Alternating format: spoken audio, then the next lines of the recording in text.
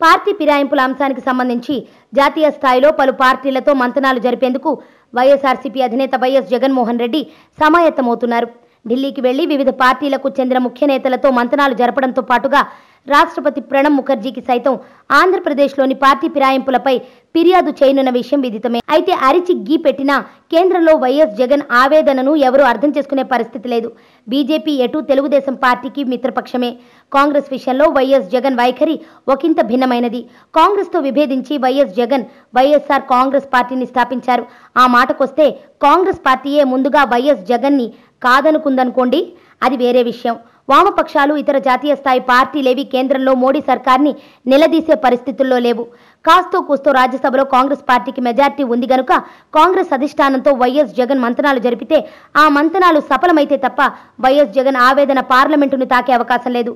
కానీ ఆ దిశగా జగన్ అడుగులు వేస్తారా అన్నది ప్రస్తుతానికైతే $1 మిలియన్ ప్రశ్నే.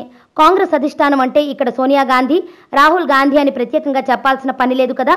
ఒకప్పుడు వైఎస్ రాజశేఖర్ రెడ్డి ముఖ్యమంత్రిగా ఉన్న సమయంలో జగన్కి డైరెక్ట్గానే సోనియా, రాహుల్ గాంధీలతో యాక్సెస్ ఉండదేమో. కానీ ఇప్పుడు పరిస్థితులు పూర్తి భిన్నంగా ఉన్నాయి. రాజకీయంగా కాంగ్రెస్తో పనిచేయాలని వైఎస్ జగన్ ముందడుగు వేస్తే తప్ప అధిష్టానం అపాయింట్మెంట్ వైఎస్ జగన్కి అసాధ్యమే. కొన్నిసార్లు రాజకీయ వ్యూహాలు వర్కౌట్ అవ్వాలంటే భేషజాలు పక్కన పెట్టాల్సిందే. మరి జగన్ ఆ దిశగా అడుగులేస్తారా? వేచి చూడాల్సిందే. కొసమెరుపు గవర్నర్ వద్దకు వెళ్లి ఫిర్యాదు చేసి జగన్ పొందిన భరోసా ఏంటట? రాష్ట్రపతి దగ్గరకు వెళ్ళినా అంతే. ఇక్కడ జరగాల్సింది రాజకీయ పోరాటం.